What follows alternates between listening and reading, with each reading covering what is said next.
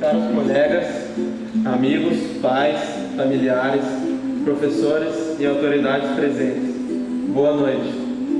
Bom, foi-me dada a tarefa de homenagear Deus hoje, e eu concluí que a melhor forma que eu poderia fazer isso seria elogiar suas obras. Por isso, peço licença para contar a vocês o que foi para mim uma das manifestações de Deus mais marcantes na minha vida. Em outubro do ano passado, um primo e grande amigo meu chamado João Henrique Mendes Xavier Viana foi atropelado na saída de um jogo de futebol, aos 21 anos de idade.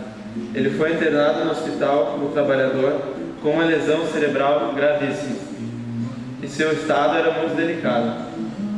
Eu recebi a notícia pouco depois do acidente e fui para o hospital. Por algumas horas, eu e muitas pessoas aguardamos ansiosamente por notícias enquanto João estava sendo operado.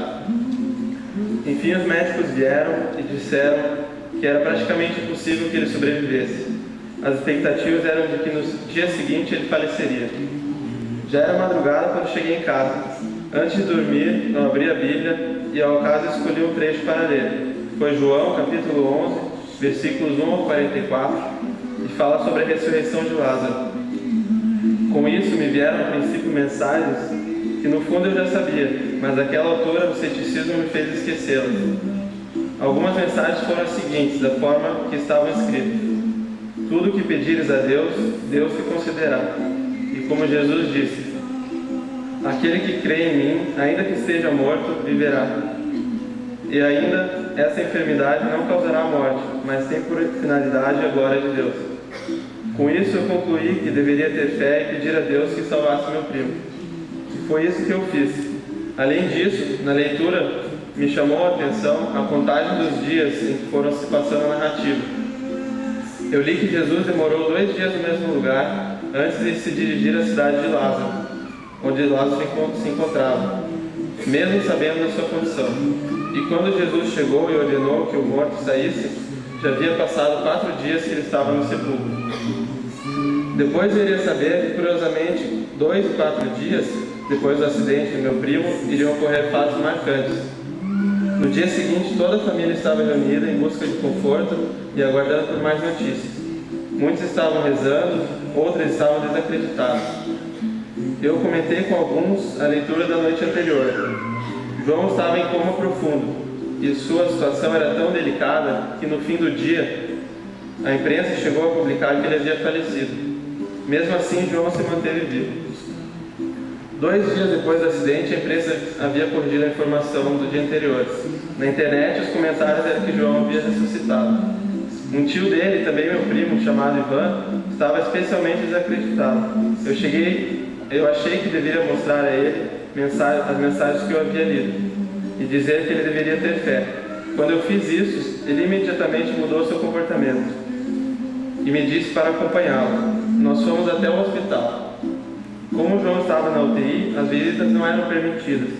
Curiosamente, um homem que trabalhava como segurança no hospital reconheceu Ivan e o cumprimentou calorosamente. Foi só através dele que conseguimos entrar na UTI. Quando estávamos andando pelos corredores e subindo por rampas do hospital, eu tive uma estranha sensação, parecida com um déjà vu. Eu já havia sonhado com aquela situação. No mesmo instante, eu soube que eu não estava ali por acaso. Encontramos João ligado em aparelhos de respiração e monitoramento. Ele tinha a cabeça enfaixada e os braços ligados a canais de soro. De certa forma, houve uma semelhança com a descrição de Lázaro quando saiu do sepulcro, que tinha os pés e as mãos ligados com faixas e o rosto coberto por um sudário. Permanecemos ali por meia hora, conversando mentalmente com João e orando por ele. Quando retornamos ao hospital, Ivan estava alegre e cheio de fé, saudando os familiares com entusiasmo. João foi aos poucos resistindo e fazendo muitas pessoas reconsiderarem suas ideias.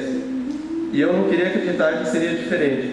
Por isso ignorei a última frase da minha leitura, na qual Jesus ordenava: desligai-o e deixai-o ir.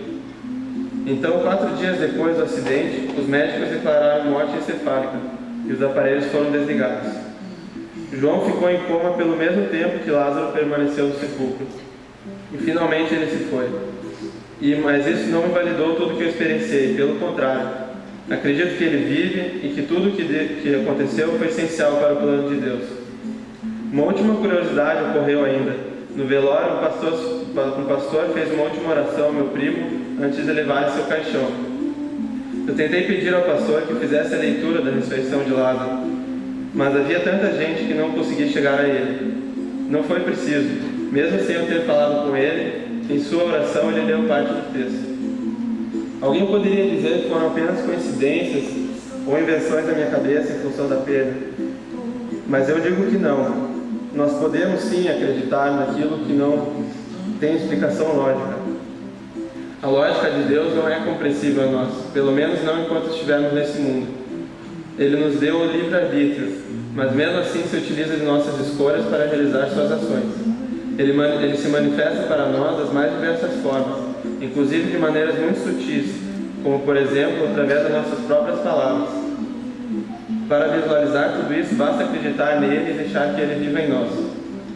Enfim, hoje eu e meus colegas estamos nos formando engenheiros mecatrônicos. Agradecemos a Deus por isso tudo e por tudo que Ele fez em nossas vidas. Para finalizar, pedimos a Ele ainda que abençoe nossas carreiras para que sejamos felizes e possamos realizar trabalhos que sejam de seu agrado. Muito obrigado.